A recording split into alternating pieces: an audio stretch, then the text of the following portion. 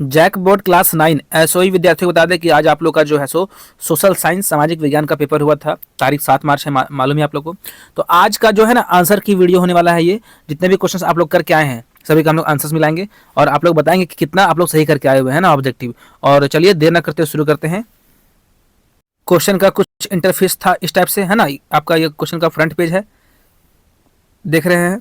CM school of excellence, subject सामाजिक विज्ञान, और आपका 80 मार्क्स का पेपर हुआ था, है ना, क्लास 9। तो देखते हैं आज आप लोग का क्या क्या क्वेश्चन पूछा गया था और उसका आंसर क्या क्या होना चाहिए। सबसे पहला क्वेश्चन देख पा रहे दोस्तों सेक्शन ए से था कि which one of the following political institution can क्या है amend the existing law of the country. बोले तो निम्नलिखित में से कौन सी राजनीतिक संस्था देश के मौजूदा कानूनों में संशोधन कर सकती है। तो सर्वोच्च न्यायालय, राष्ट्रपति, प्रधानमंत्री और संसद। तो इसका राइट आंसर जिन्होंने डी करके आया है पार्लियामेंट यानी संसद, करेक्ट है। संसद के ही हाथ में जो है सो लॉ ऑफ कंट्री यानी कंट्री का जो भी कानून नियम है ना, उसको संशोधन करने का अधिकार है। ठीक है। अब हमारा नेक्स्ट सवाल है कि which conflict was the most significant in the making of South Africa democratic constitutions. ठीक है, हिंदी में पढ़ देते हैं कि दक्षिण अफ्रीका के लोकतांत्रिक संविधान के निर्माण में कौन सा टकराव सबसे महत्वपूर्ण था। दक्षिण अफ्रीका और उसके पड़ोसी देशों का, या फिर स्त्रियों और पुरुषों का, या फिर श्वेत अल्पसंख्यक और अश्वेत बहुसंख्यक, या फिर रंगीन चमड़े वाले बहुसंख्यक और अश्वेत अल्पसंख्यकों का। तो इसका राइट आंसर पता क्या हो जाएगा। गोरे यहाँ पे अल्पसंख्यक थे, मतलब श्वेत लोग कम थे और काले लोग ज़्यादा थे। ऑप्शन नंबर सी सही हो जाएगा। ठीक है, ये इसमें से जो बच्चे मार्क किया है डी रॉन्ग हो जाएगा भैया। ठीक है, क्या हो जाएगा, the white minority and black majority, मतलब श्वेत अल्पसंख्यक थे और अश्वेत बहुसंख्यक थे। सवाल नंबर 2 का सी कर लेंगे कंफर्म और चलते हैं 3। Investment in human capital can be made through education, training and medical care and all of these, मतलब ऑल ऑफ थ्रीज लिखा हुआ है। कहने मतलब मानव पूंजी में निवेश किसके माध्यम से किया जा सकता है। शिक्षा, प्रशिक्षण, चिकित्सक देखभाल या फिर तीनों। दोस्तों तीनों हो जाएगा। ठीक है, तीनों ही हमारा जो है सो मानव पूंजी, तीनों ही हमारा मानव पूंजी में निवेश का माध्यम है। ठीक है, चलिए 3 का डी हो जाएगा। सवाल नंबर 4 देखते हैं। 4 में क्या है। 4 में है which of the following sector faces the problem of seasonal in unemployment. ठीक है, एग्रीकल्चर, सर्विस सेक्टर और ट्रेड और आईटी सेक्टर। निम्नलिखित में से कौन सा क्षेत्र मौसमी बेरोजगारी की समस्या का सामना करता है। कृषि, सेवा क्षेत्र, व्यापार और आईटी। दोस्तों इसमें जो है ना मौसमी बेरोजगारी का जो सामना करता है वो करता है कौन, कृषि, है ना, एग्रीकल्चर। तो 4 का आंसर ए सही हो जाएगा। चलिए जो बच्चा किया है ए राइट है। सवाल नंबर चलते हैं 5। 5 में बोल रहा है कि द रेड कैप, है ना, was symbol introduce by the Jacobin club. ठीक है, मतलब जैकोबिन क्लब द्वारा शुरू की गई लाल टोपी का प्रतीक था। तो लाल टोपी का प्रतीक क्या था। स्वतंत्रता का प्रतीक, या फिर समानता का प्रतीक, या फिर कानून का मानवीय रूप, या फिर एकता में ही बल है। तो इसका राइट आंसर जो हो जाएगा ना ऑप्शन नंबर आपका सी हो जाएगा, यानी गा। यहाँ पे नहीं सॉरी का मतलब ए, है ना, स्वतंत्रता का प्रतीक। लाल टोपी जो स्वतंत्रता का प्रतीक था। ठीक है, किन्हीं बच्चे ने बी कर दिया है, खा कर दिया, जो रॉन्ग हो जाएगा। ठीक है, चलिए सवाल नंबर 5 हो गया। अब 6 करते हैं कि which one among the following rivers flows through a rift valley. निम्नलिखित नदियों में से कौन सी एक भ्रंश घाटी से होकर बहती है।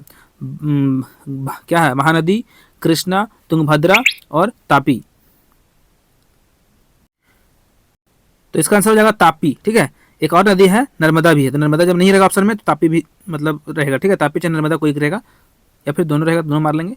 तो यहाँ पे आपका तापी है होगा। ठीक है, यानी कि इस क्वेश्चन के अकॉर्डिंग आंसर डी हो जाएगा, तापी। तापी वो नदी है जो भ्रंश घाटी से होकर गुजरती है। ठीक है, बहती है। आइए सवाल नंबर 6 हो गया। 7 देखते हैं। 7 में क्या है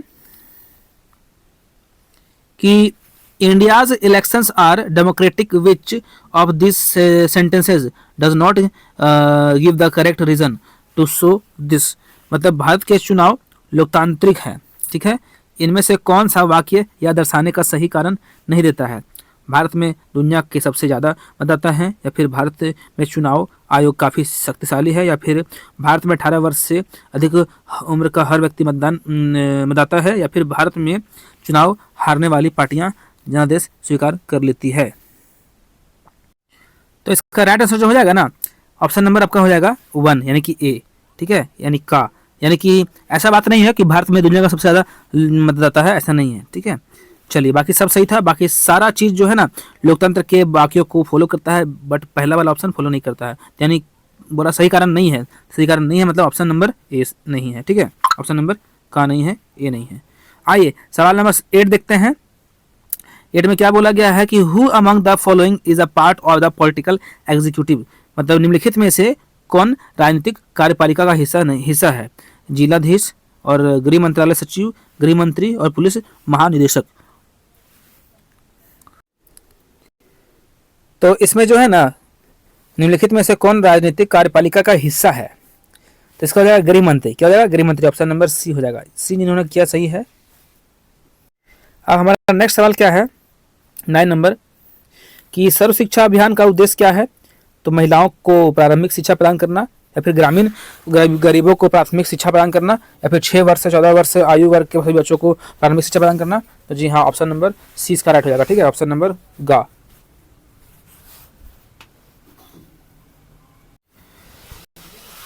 जो सर्व शिक्षा अभियान का जो उद्देश्य है मेन ना, वो है क्या कि 6 से 14 वर्ष के आयु के बच्चों को प्रारंभिक शिक्षा प्रदान करना है। ठीक है, चलिए सवाल नंबर हमारा जो है सो ये 9 हो गया। अब 9 का सी हो जाएगा, कंफर्म कर लेंगे। अब 10 देखते हैं। 10 में क्या बोला जा रहा है कि which of the following is responsible for high poverty rate, मतलब निम्नलिखित में से कौन उच्च गरीबी दर के लिए जिम्मेवार है? पहला ऑप्शन है भारी आय असमानताएं, या फिर भूमि का असमान वितरण, या फिर भूमि सुधारों के प्रभावी कार्यान्वयन का अभाव, या फिर उपरोक्त सभी। तो जैसे देखिए, अगर आय में समस्या हो रहा है ना, या फिर भूमि का आपका असमान वितरण है, या फिर भूमि सुधारों के प्रभावी कार्यान्वयन का अभाव है, तो इस यानी कि उपरोक्त सभी आपका जो है सो यहाँ पे गरीबी उच्च गरीबी दर के लिए जिम्मेवार है, यानी कि सभी हो जाएगा। ऑप्शन नंबर डी करेक्ट हो जाएगा। ठीक है, आइए सवाल नंबर 11 देखते हैं।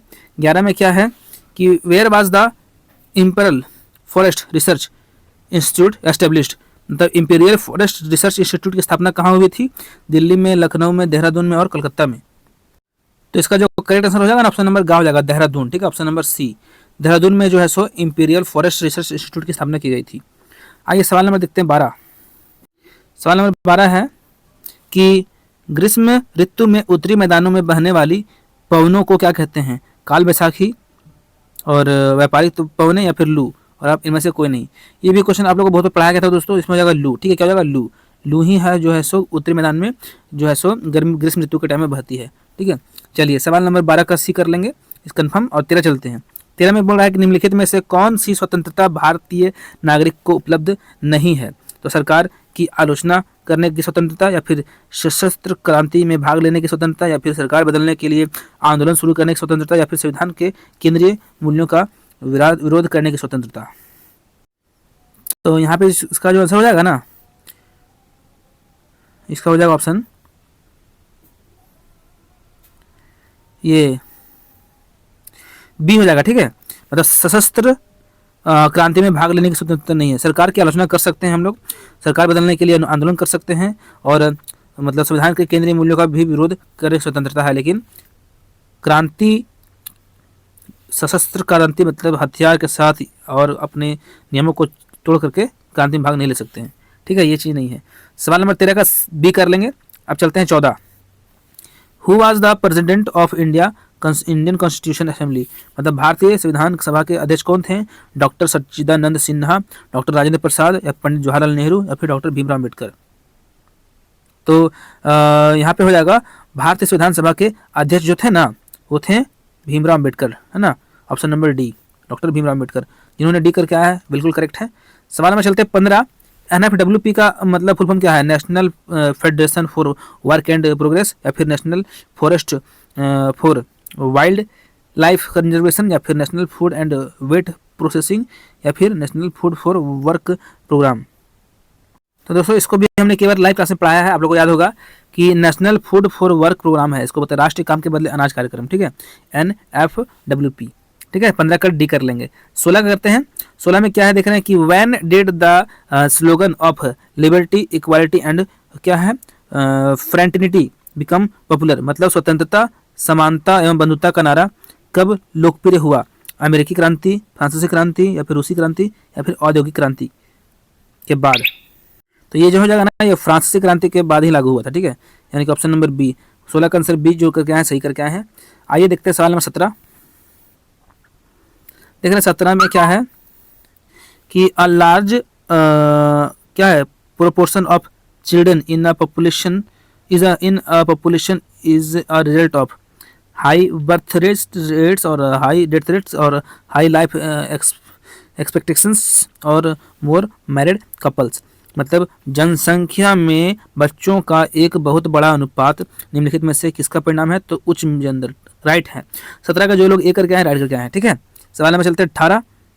18 में क्या है कि who elect the ruler in democratic system of government, ruler, public और डिक्टेटर और प्राइम मिनिस्टर। मतलब लोकतांत्रिक शासन प्रणाली में शासक का चुनाव कौन करता है, तो जनता, ठीक है, सही है, शासक तो नहीं करेगा, तानाशाह ये नहीं होगा, ऑप्शन नंबर बी करेक्ट है। 18 का बी हो जाएगा, ठीक है, जो लोग बी करके आए हैं खा करके आए राइट है।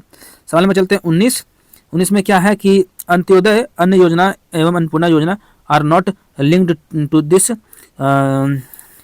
Public distribution system mid day meal. This scheme was sponsored by the government of India. फिर under this scheme rice and wheat are made available at क्या है, सब्सिडाइज्ड रेट्स। तो अंत्योदय अन्न योजना एवं अन्नपूर्णा योजना इसमें से जुड़ी नहीं हुई, किससे, सार्वजनिक वितरण प्रणाली।